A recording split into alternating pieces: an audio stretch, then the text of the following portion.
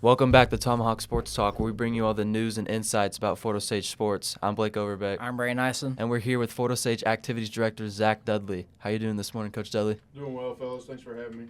Of course. So Braden's going to start us off with boys basketball. So yeah, currently the boys basketball stands at a 2-11 record. So first off, they came off a big win on last Friday against the William Christman Bears, 70-60.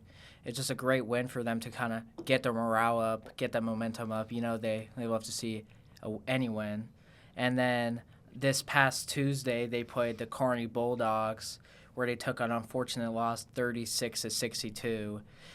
But then this Friday in the court-warming game, they play the St. Joe Central Indians, Battle of the Indians. Just make sure to show out to that game and support the Indians. And it is double header as well, so. And me and Braden will be on the call for that one. Yeah, very excited for that game. As now Blake will take it away with girls basketball. So the girls are 5-7. They played Grain Valley last week and lost 66-40. Reagan Fillmore with 15 points, 5 rebounds. Kenna Simons, 9 points, 2 rebounds, 2 assists. And Tegan Shockley, 8 points, 5 rebounds. The girls play the 2-10 Raytown Blue Jays tonight as this airs. And then they'll also play the 3-11 St. Joe Central Indians on the doubleheader on Friday. So 2 winnable games this week for the Indians. It's a tough loss against Grain Valley, but it was on the road, and it was the first time they've seen them. So next time they see them for, I think it's senior night. Is that right? Yeah, I believe so. So that should be a really good game. But yeah, and one thing I like to see from that is I like to see that Reagan Fillmore dropping 15 points and 5 boards. She's someone that, has been a key player for the Indians in her years of play, but she had a wrist injury, I believe, which kind of slowed her down so far this season. So to be able to see her kind of gain momentum with that 15 points is just very key for the Indians moving forward. Yep. And now we'll move on to boys wrestling, which they had a solid outing at the Greater Kansas City Suburban Conference Tournament, where they had multiple first place finishers. If I'm correct, they placed fourth. They had first place finishers in Tony Martinez, Kason Schreier, Isaac Ward, and Luke Steffens, and then Dawson Lucas placed fourth place. So a lot of good placements for the Indians there. And just to carry that momentum, those 4 guys will be guys to look forward to. Hopefully they provide the Indians with great runs, and hopefully all 4 of them can make states. Yeah, and Coach Dudley, when I interned with you, you talked about going down to Mizzou Arena and for the state wrestling. Like, how exciting is that to know, like, you're going to have guys competing in that this year too? Well, we hope to have a couple returning state champions and multiple time state champions. It's a cool event. If you've never been, there's a lot. Wrestling's a little different sport. There's a lot going on there. If you don't really know what you're looking for, you'll miss it. But having our boys, like Kason Schreier is the first multi-time state champion back, and we've got Isaac Ward going for his second as well. So that's exciting. We've got the ability to have 4 to 6 guys make the tournament, which will be fun. And then I assume you're getting ready to talk about the girls' side, but that's going to be an exciting thing to watch here in the next month or so. Yeah, like you said, the girls' side also had a great Greater Kansas City Suburban Conference tournament, placing first place. As I believe Matthew said last time, they were second best team in Class 2 girls wrestling. I think he said they were third or fourth ranked. I bet they probably moved up to seconds. So, great. First place finishers are Kylie Dunn, Jocelyn Gray, Ariel Biggs, and Isabel Adams. Second place, Haley Wines, and then third place, Alina Wackerman.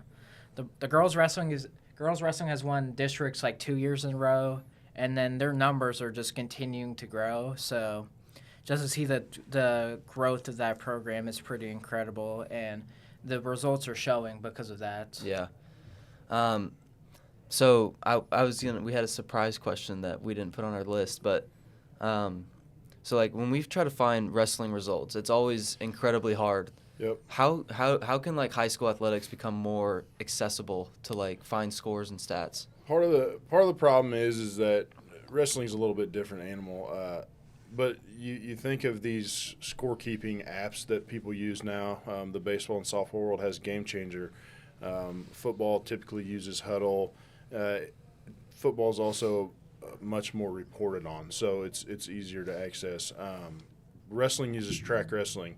Part of that is because it's the easiest way for coaches to score these events, and it takes a lot of the work out of it. Back in the day, you would have to do it all paper pencil, and trying to do that with 14 different kids and managing the brackets and everything. Well, Track Wrestling does all that for you now. So how can we get it more manageable? I need to probably do a better job of this, but the social media piece of things is big. Our wrestling program tries to do a pretty good job of getting everything posted, and you're able to see those results. But yes, accessibility to scores is not what it used to be. We used to have sports reporters at all of our events, and they would post to the Examiner, and people would get I remember my dad would get the newspaper thrown in the driveway every day, and you could get on there and see what happened the day before. But times are changing, and we've come to this digital world, and so social media is one of the bigger pieces of finding that stuff. Yeah. Yeah, like what you said with the social media piece. I kind of like the idea with, of course, here in Forest Stage Broadcasting, we're having like a growing sports department. So I would like to see more like a graphics department, you know what I mean? Yeah, like post-game scores and stuff. Or like halftime scores, because it's at times if you're not going to the games, and some schools you had to pay money for the games as well. So some people aren't able to pay money for the games or won't be able to go out and watch them. So to be able to like see, oh hey, graphic, oh Florida State is winning blank to blank, I feel like that would be a very exciting addition to broadcasting. Yeah. I would love to see a sports information class / sports marketing class happen here. We've got a lot of the things, and I think we've got a lot of interest. I've talked to Mr. Parsons about kind of trying to see what that looks like, but there would be a lot, and there are a lot of schools that do that. I think Liberty does it, and they do a really good job of that. With the addition of our field house media boards and all that, I think it would be a great way for students to showcase, what we're doing and make that experience, that fan experience, a little more enjoyable. Yeah, and also like if you did get a lot of interest, you could like have departments inside of.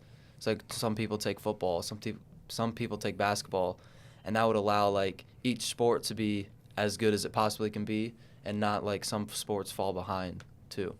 Yeah, no, that's a great idea. Like you form it just like a company, or maybe somebody has fall sports, somebody has winter, somebody has spring, and you divide those up when we get in those seasons. Yeah.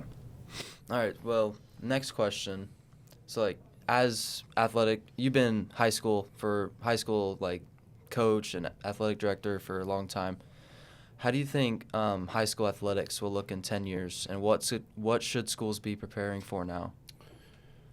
Man, to be able to answer that question is impossible because it changes every day. It's an ever-changing world with NIL, with the college game, with the transfer portal, with all of the club sports that are going on. It becomes harder and harder to try to navigate this landscape. So to tell you where high school sports will be in 10 years is going to be impossible. I hope that we're still around. I anticipate that to happen. But this game is changing. It's becoming a more, quite frankly, the rich keep getting richer when it comes to sports. If you take football out of the equation, and that's just currently, you take football out of the equation, most of these other sports are getting recruited outside of the high school walls. I'm starting to live into the softball world with my daughters, and most of the recruiting happens at these tournaments over the summertime. You can take, when you think about budgets and you think about money and what it costs to do all these things, if I'm a college coach, I can take my staff to Colorado for 1 week of the softball season in the summer, and I can see most of the upper level teams that I need to see and the best players in the nation there. So I don't have to anymore travel to all these different high schools to try to recruit kids. And so what that means for us is we've got to figure out how to get our kids in front of people. And a lot of times that takes money. And as you know, our school district in particular, we're at about a 50% free and reduced lunch rate. Well, those people that struggle to pay for lunch and struggle to live don't have thousands of dollars to hop on an airplane and go to a tournament on top of the thousands of dollars they got to pay to go play. And so it's becoming one of those things where if you don't have the means to do it, it's tough to do. And it's the same way with volleyball. It's the same way with soccer. It takes money, time, and commitment to do these things outside of the high school. And so us being able to provide opportunities for kids that may not be able to go do that is going to be important for us as we move forward. So as we think of our summer leagues, our youth programs around here, we've got to try to figure out how we can integrate what's happening at the second grade level and kind of create this pipeline to go all the way up through to the high school level. So I don't know that I really answered your question, but hopefully that kind of gives a little bit of a preview as to what the sports world and the youth side of things is doing right now. Yeah, I mean, you see that a lot. Like you said, without football, like baseball, you go to one showcase, you can get recruited. Yep. Those big tournaments, every school's there. And like at high school games, I don't know unless you're playing Blue Springs South or one of those really good schools, you're probably not bringing any scouts out. And they're in season too during the high school season. Right. So typically, unless you've got just guys that are, when we're talking baseball specifically here, but unless you've got guys that are just absolute hammers on the mound or super special talents, you're not going to get those coaches coming out to the high school level. I remember back, 25 years ago, you look out there and there'd be, 10 or 12 either college or pro scouts sitting there watching certain guys play. That happens to an extent, but not near as much as it used to because they can all go to one spot during the summer and see it. Yeah. I think what I've heard of, I think what's also an issue is kind of like international recruiting. Because like what I remember Blake was talking about, like Baker soccer, there's like tons of internationals that are like guys are like in their mid-20s. Yeah. That are like coming in as freshmen. And you also kind of see it in college basketball as well now. I mean, people that like went pro, got drafted in the NBA draft are now going back to college. And I think that's also sort of that is an issue. Yeah, and I think the international is a big issue, and especially soccer, because not to like boast, but I was honorable mention All State as a player, and I like had nobody texting me or anything. And you go and look at college rosters, it's like, okay, this guy's 25-year-old freshman from Morocco. This guy's a 28-year-old freshman from, wherever. And they're taking away spots from Americans, which cannot help the American like soccer realm, which is already not as good as other countries. Yeah, soccer is also very club dominated. Yeah. So it's just like if you have money, then you can get on good clubs and get recruited. Yeah, but at the same time, that's happening. That's happening everywhere. The amount of money that people are asked to play to go play high level volleyball is out of this world. Softball, baseball, it's all the same. And to an extent, we're starting to see some more of that football side of things. Football's kind of always been its own kind of animal, because it's such a different sport that requires so many moving pieces. But now we're starting to see in the wintertime after school seasons are over, we're starting to see comp 7-on-7 comps, football leagues, and so. To get to the root of the problem, to be perfectly honest, in my opinion, we figured out a way to monetize these games, and certain people are getting paid a whole bunch of money to exploit youth, because you throw things in there like, and people always joke on social media about like, oh, well, the showcase, super elite, prospect, master team, whatever. You add these buzzwords to these things, and the parents of this generation, they just eat that stuff up, because that Facebook photo with the with the the medal around your neck is what matters to these parents, not the development of the kid. And so what we see a lot of, especially from the 8 to 12-year-old range, is this, look at me, look, I won this tournament. Her team's so awesome, we won this tournament. Well, there are levels to everything, guys. And so when you're playing in the C-level softball tournament against the people that can't walk and chew gum at the same time, it's not the same as when you're going to Texas to play the best of the best that never quit playing because it's so hot down there all the time. So there are levels to all of this, and so that's another challenge in my job is we have some kids that go play some sports at what they perceive to be a high level, and then we have kids that go play at a really high level, and then they come to school and the perception is, well, my kid plays such a high level of sport, it's hard for them to understand, oh, they really don't. And so that's a struggle in my spot too, is kind of getting parents to realize that there are levels outside of this eastern Jackson County area that exist, and our kids are going to play in them, some of our kids, and some of them aren't, and so we're not on the same levels there. So that's another piece of the thing, that the levels of play happen everywhere. So yeah.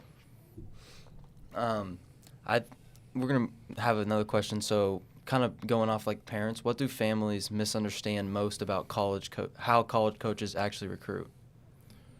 Well, the old saying that people used to say is, if you're good enough, they'll find you, and that's true to an extent. But as parents, you've got to put your kid in the right position in front of the right people to be able to get recruited. And so a lot of times I'll get a parent phone call, hey, my kid wants to play college ball.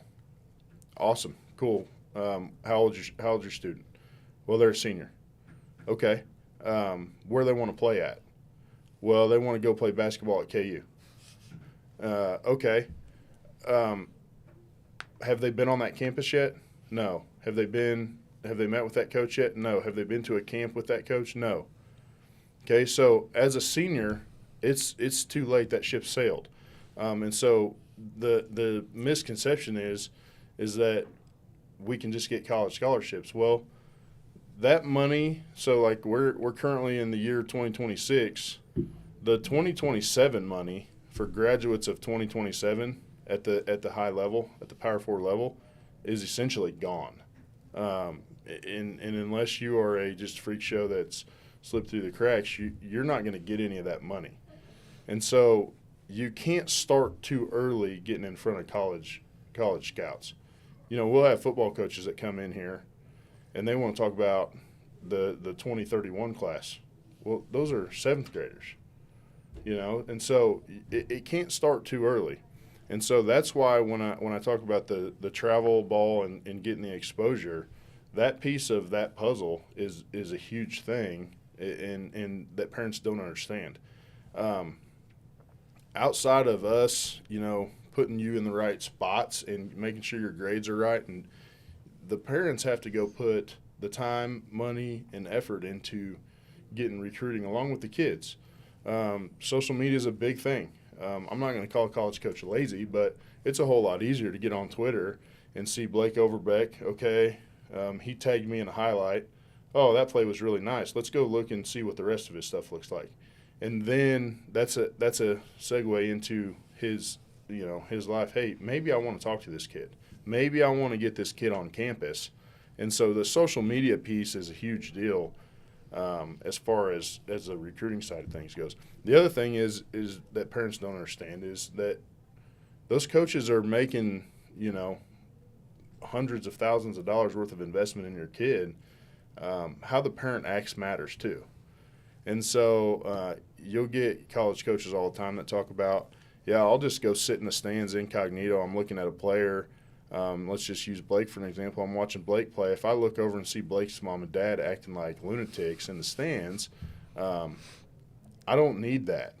And so I'll move on to the next player that's because I'm not going to deal. Those coaches aren't going to deal with crazy parents, and so the thing that parents misunderstand a lot is the way you act matters, and everything matters. So the coaches are always watching. You never know who's watching. You never know who's looking, and so there have been multiple hundreds of thousands of dollar scholarships lost because parents don't know how to act.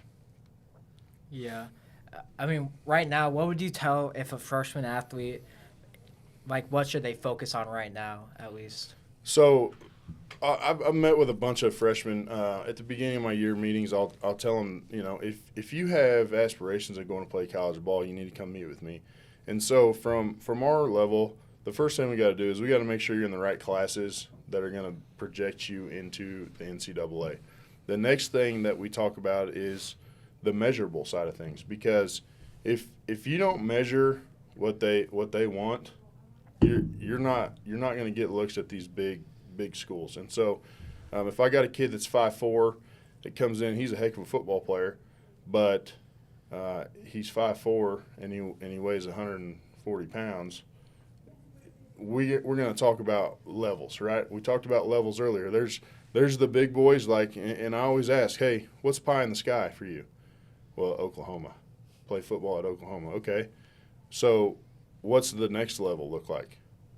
And so we talk about, there's the big ones, there's the kind of big ones, then we got the Division II level, then we've got the NII level, then we got the Division III level. And so we'll talk about what that looks like as far as levels and where you think you want to go. And once we determine that, then I say, hey, I want you to go to a camp. Typically, we'll start at a Division II camp. I'll say, hey, go to a Division II camp. You have to be able to, as a player and a parent, see yourself with other people competing for the same position. So if I go to a Division II camp and I am one of the top 2 or 3 guys there, and I feel really good about that positioning, then maybe I go to a Division I camp, and then I see where I'm at there. And so that kind of gives you, at a younger age, the ability to see, okay, this is where everybody else is. This is where I'm at. This is what I need to do. And so that will help gauge where they go. So my recommendation is come see me. We'll get your grades where they need to be, okay, and then we'll find a camp that you fit in, and then we're going to start talking social media stuff, because you've got to promote yourself. If you're not promoting yourself, you're not doing what you need to do to get to that next level. So those are really the 3 things that we'll start with. Yeah. Okay, then last question. How do you balance opportunity for all students with the pressure to win and compete at a high level? That's a tough question because, and I say this out loud a lot to people that I talk to and to groups of people that I talk to, is it's my goal at Fort Osage High School for every kid to have the ability to be involved in some kind of activity, whether that's a club or whether that's a sport, or whether that's a sport playing at the highest of high levels. I want everybody to be involved. And so as we look at the landscape of this sporting world specifically, do I want to win every game? Absolutely. Do I think that we are going to win every game? No. So what's important to me is that my coaches and our coaching staffs put in place things to make our students become great young men and women. And so by taking care of those little things, I think the winning kind of takes care of itself most of the time.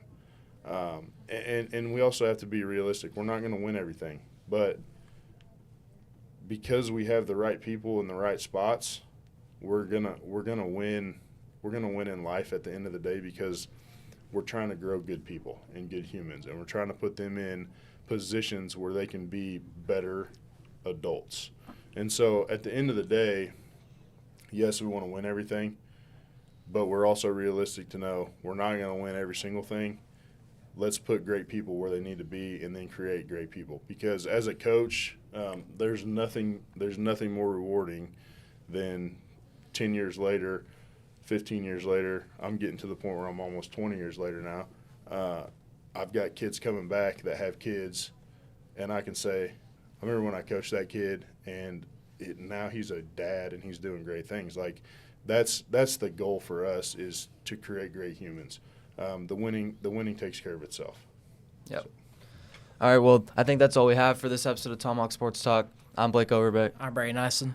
Thanks, Coach Dudley, for coming on, and stay tuned for Tribal Review and the doubleheader broadcast on Friday. We'll see you next time. Appreciate it, guys.